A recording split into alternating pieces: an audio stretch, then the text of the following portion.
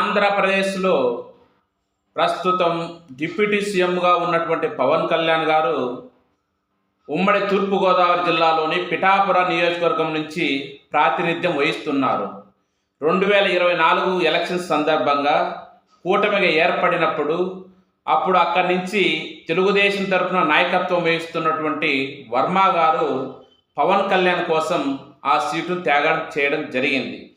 అప్పుడు తెలుగుదేశం పార్టీ కానీ లేదా కూటమి కూడా ఆయనకు హామీ ఇవ్వడం జరిగింది.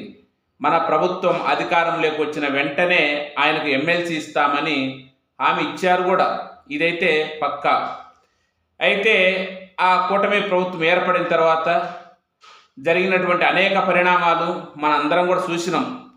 ఒక్కొక్క కాలం గడిచే కొద్దీ కొన్ని సమస్యలు రావడం, అక్కడ జనసేన తెలుగుదేశం మధ్య అధికార ఆధిపత్య పోరు అనేది చాలా స్పష్టంగా కనపడడం, కొన్ని సందర్భాల్లో వర్మ గారు అలగడం, కొన్ని సందర్భాల్లో తెలుగుదేశం వాళ్ళు జనసేన మీద దాడి చేయడం, జనసేన వాళ్ళు తెలుగుదేశం మీద దాడి చేయడం, ఆరోపణలు ప్రతి ఆరోపణలు, ఇలా రకరకాలు. ఒక రకంగా చెప్పాలంటే కూటమిగా ఉన్నప్పటికీ కూడా ఒక రకమైనటువంటి చిన్న అంతర్యుద్ధం లాంటిది జరిగింది.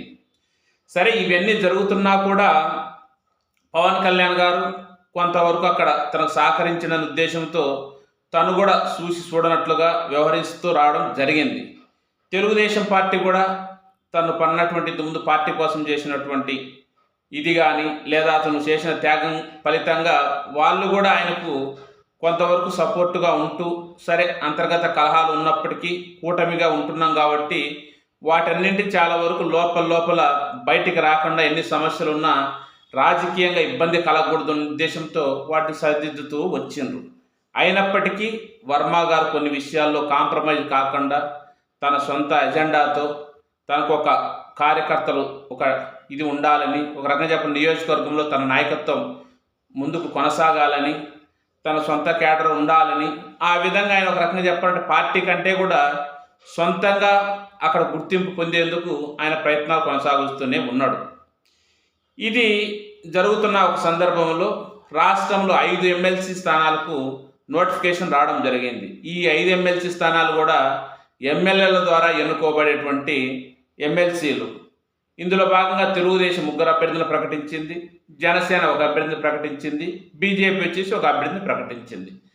ఈ 5 స్థానాలు పోగా ఈ 5 స్థానాల్లో ఎక్కడే కానీ వర్మ పేరు లేదు.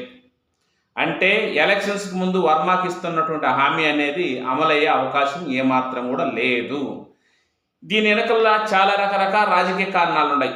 పైన చూడడానికి తెలుగుదేశం మేము సామాజిక వర్గంగా ఆలోచించినాం, ఈ 3 సీట్లు కూడా 3 రకాల వర్గాలకు ఇచ్చినామని చెప్పడం, అటువైపు జనసేన వాళ్ళ సోదరుడు ఏ పార్టీకి ఎంతో చేసినాడని వాళ్ళు చెప్తున్నప్పటికీ వాస్తవంగా చెప్పాలంటే ఈ వర్మకు ఎమ్మెల్సీ ఇవ్వకపోవడం అనేది రాజకీయ ఉద్దేశం, దురుద్దేశంతో లేదా రాజకీయంలో ఒక రకంగా చెప్పాలంటే వ్యూహంతో కూడినటువంటి నిర్ణయమే.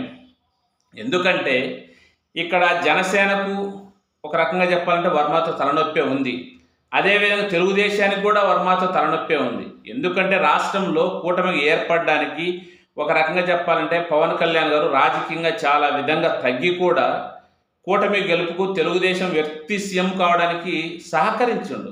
అలాంటి వ్యక్తి ప్రాతినిధ్యం వహిస్తున్నటువంటి ఒక కాన్స్టిట్యున్సీలో మనం ప్రతి విషయానికి కలగడం, ప్రతి విషయానికి పోటీగా ఉండడం మంచిది కాదనేటువంటి ఆలోచన కూడా తెలుగుదేశానికి ఉంది. సరే, వేరే వ్యక్తి ఉండింటే వాళ్ళు అంత ఆలోచించి ఉండకపోవచ్చు. పవన్ కళ్యాణ్ అక్కడ ఉన్నాడు కాబట్టి ఆ విధమైన ఆలోచన వాళ్ళకు కూడా ఉంది. పోనీ వర్మకి ఏదన్నా ఒకవేళ మనం ఇచ్చిన హామీ ప్రకారం ఎమ్మెల్సీ ఇచ్చినాం అనుకోండి, అక్కడ మళ్ళా డిప్యూటీ సీఎం ఉన్నప్పటికీ అక్కడ ఇంకొక అధికార కేంద్రం అనేది ఏర్పడుతుంది.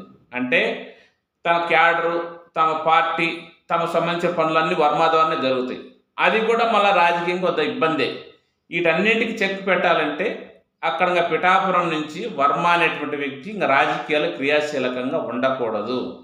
దానికి 2 రకాల వ్యూహాలు పన్నెండు. ఒకటి వచ్చేసి వర్మను ఎమ్మెల్సీ ఇవ్వకపోవడం, రెండవది అటువైపు మాజీ ఎమ్మెల్యే గత ప్రభుత్వంలో ఎమ్మెల్యేగా చేసినటువంటి పెండెం దొరబాబును జనసేనలో చేర్చుకోవడం.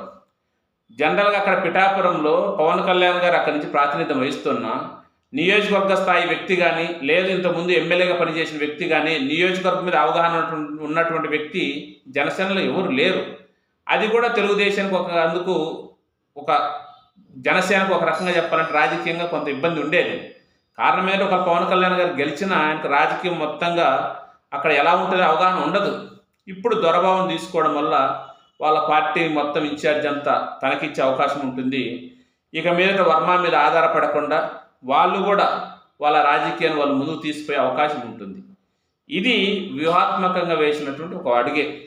సరే, మాట ఇచ్చి తప్పినరా, రాజకీయాల్లో మాటలు ఇవ్వడం చాలా ఉంటాయి, మాటలు తప్పడం చాలా ఉంటాయి. ఒకవేళ ఇవ్వాలనుకుంటే ఏమైనా ఇవ్వచ్చు. ఇప్పుడు చూసినాం, రాజ్యసభ సభ్యులను ఎక్కడెక్కడో పక్క రాష్ట్రాల వ్యక్తుల నుంచి వాళ్ళ అవసరాలు తెచ్చుకొని ఇక్కడ ఇస్తూ ఉన్నారు. అలాంటిది అంత చేసిన వ్యక్తికి ఇవ్వచ్చు.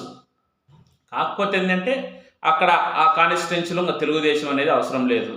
అది తెలుగుదేశం కూడా కోరుకుంటుంది. ఎందుకంటే పవన్ కళ్యాణ్ లాంటి వ్యక్తి ఉన్న చోట మనం మన క్యాడర్ను ప్రోత్సహించడం, వాళ్ళకి వాళ్ళు తృప్తి పొందే విధంగా మనం వాళ్ళకి ఏంటంటే పదవులు ఇవ్వలేకపోవడం, ఇవన్నీ ఎందుకు తలకాయ నొప్పి. ఒక కాన్స్టిట్యున్సీలో మన పార్టీ లేకపోతే ఏముంది, పోతే పోయిందనే ఉద్దేశంతో వాళ్ళు కూడా ఒక రకంగా చెప్పాలంటే పైకి ఒక రకంగా కనపడుతున్న వర్మను వాళ్ళు కూడా రాజకీయంగా వదిలేసింది. దాని యొక్క ఫలితమే ఈరోజు వర్మ అటు కాకుండా ఇటు కాకుండా వాస్తవంగా చెప్పాలంటే అంత ఇంత క్యాడర్ ఉన్న వ్యక్తి. ఒకప్పుడు ఇండిపెండెంట్ గెలిచిండు, అక్కడి నుంచి ఇండిపెండెంట్ గెలిచిన తర్వాతనే తెలుగుదేశం జాయిన్ అయ్యాడు. అలాంటి వ్యక్తిని క్రమేప రాజకీయంగా మెల్లమెల్లగా తన యొక్క ప్రాబల్యాన్ని తగ్గించుకుంటూ చివరికి ఈ విధమైనటువంటి పని చేసింది.